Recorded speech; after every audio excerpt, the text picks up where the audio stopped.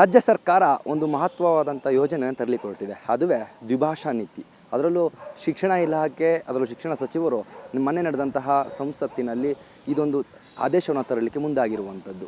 ತ್ರಿಭಾಷಾ ನೀತಿ ಅಂದ್ರೇನು, ದ್ವಿಭಾಷಾ ನೀತಿ ಅಂದ್ರೇನು, ಅದರಲ್ಲೂ ಈ ದ್ವಿಭಾಷಾ ನೀತಿಗೆ ಒಂದಿಷ್ಟು ಶಿಕ್ಷಣ ತಜ್ಞರು ವಿರೋಧವನ್ನು ವ್ಯಕ್ತಪಡಿಸ್ತಾ ಇದ್ದಾರೆ.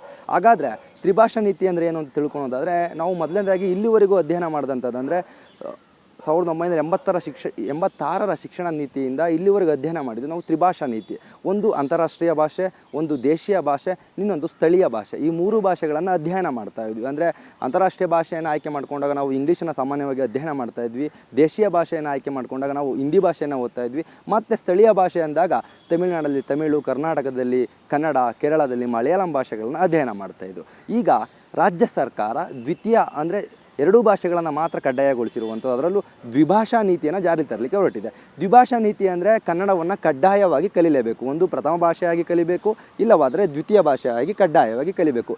ಇಲ್ಲಿ ಮೂಡಿರುವಂಥ ಪ್ರಶ್ನೆ ಏನಂತ ಹೇಳಿದ್ರೆ, ಅದರಲ್ಲೂ ಕರ್ನಾಟಕದಲ್ಲಿ ಸುಮಾರು 5,000ಕ್ಕೂ ಅಧಿಕ ಶಾಲೆಗಳು, ಉರ್ದು ಶಾಲೆಗಳಿದೆ, ಮಲಯಾಳಂ ಶಾಲೆಗಳಿದೆ, ತೆಲುಗು ಶಾಲೆಗಳಿದೆ. ಇವೆಲ್ಲ ಶಾಲೆಗಳು ಸರ್ಕಾರಿ ಶಾಲೆಗಳು. ಅಂದರೆ 5,000ಕ್ಕೂ ಅಧಿಕ ಶಾಲೆಗಳಲ್ಲಿ ಪ್ರಥಮ ಭಾಷೆಯನ್ನು ಉರ್ದು ಆಗಿ ಕಲಿತಾರೆ, ಪ್ರಥಮ ಭಾಷೆಯನ್ನು ತಮಿಳಾಗಿ ಕಲಿತಾರೆ, ಪ್ರಥಮ ಭಾಷೆಯನ್ನು ಮಲಯಾಳಂ ಆಗಿ ಕಲಿತಾರೆ.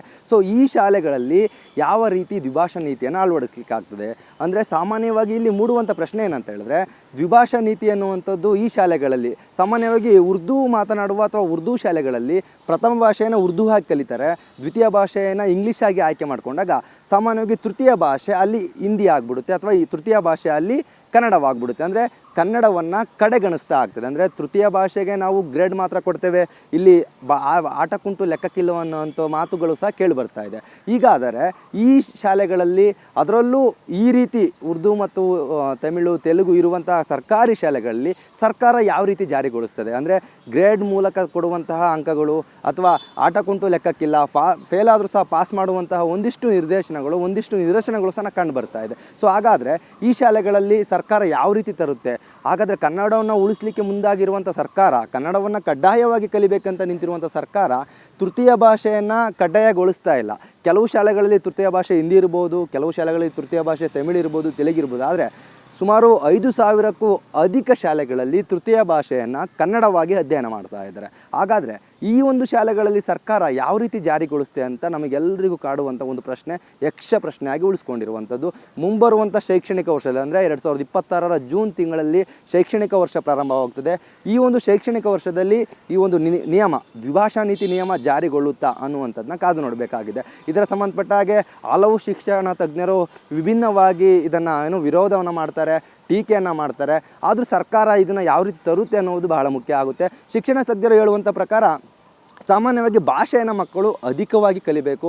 ಹೆಚ್ಚು ಭಾಷೆಯನ್ನು ಕಲಿತ್ರೆ ಆ ಭಾಷೆಯ ಇಂದಿನ ಸಂಸ್ಕೃತಿ, ಆ ಭಾಷೆಯನ್ನು ಆಡುವಂಥ ಜನರ ಸಂಸ್ಕೃತಿ ತಿಳಿಯುತ್ತೆ. ಆದರೆ ಸರ್ಕಾರ ಯಾಕೋ ಈ ಒಂದು ದ್ವಿಭಾಷಾ ನೀತಿಯನ್ನು ತರಲಿಕ್ಕೆ ಮುಂದಾಗಿರುವಂಥದ್ದು ಅಷ್ಟು ಸರಿಯಲ್ಲ ಅನ್ನುವಂಥ ಮಾತನ್ನು ಸಹ ಹೇಳ್ತಾ ಇದ್ದಾರೆ. ಅಂದರೆ ಮಕ್ಕಳು ಪಾಸ್ ಆಗಲೇಬೇಕು ಅನ್ನುವಂಥ ಒಂದು ದೃಷ್ಟಿಯಿಂದ, ಅಥವಾ ಪಾಸ್ ಆಗಲೇಬೇಕು ಅನ್ನೋ ಒತ್ತಡದಿಂದ ಭಾಷೆಯನ್ನು ಕಲಿತಾ ಇದ್ರು. ಈಗ ಹಿಂದಿಯಲ್ಲಿ ಕೇವಲ 35 ಅಂಕಗಳನ್ನು ಪಡ್ಕೊಳ್ಳೇಬೇಕು ಅನ್ನೋದಾದರೆ ಸಾಮಾನ್ಯವಾಗಿ ಭಾಷೆಯನ್ನು ಅಧ್ಯಯನ ಮಾಡ್ತಾರೆ, 35 ಅಂಕವನ್ನು ಪಡ್ಕೊಳ್ಳಿಕ್ಕೆ ಎಷ್ಟು ಬೇಕು ಅಷ್ಟಾದರೂ ತಿಳ್ಕೊಳ್ತಾರೆ. ಆದರೆ ಆಟಕ್ಕುಂಟು ಲೆಕ್ಕಕ್ಕಿಲ್ಲ ಅಥವಾ ಗ್ರೇಡನ್ನು ಕೊಡುವುದು ಅಥವಾ ಗ್ರೇಸ್ ಮಾರ್ಕ್ಸನ್ನು ಕೊಡುವುದು, ಈ ರೀತಿ ಯೋಚನೆಗಳು ಬಂದಾಗ ಮಕ್ಕಳು ಅಷ್ಟು ಇಂಟ್ರೆಸ್ಟ್ ಆಗಿ ಅಥವಾ ಆಸಕ್ತಿಯಿಂದ ಓದುವುದನ್ನು ನಿಲ್ಲಿಸ್ತಾರೆ.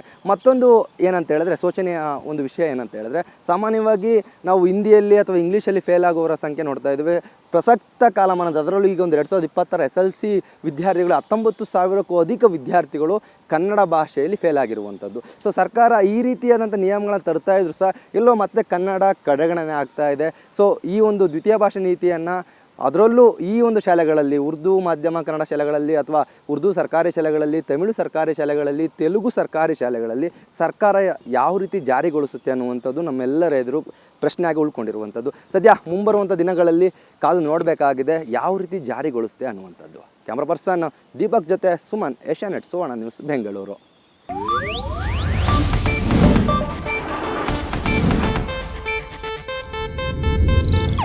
ಇದು ಏಷ್ಯಾನೆಟ್ ನ್ಯೂಸ್ ನೆಟ್ವರ್ಕ್ ಪ್ರಸ್ತುತಿ.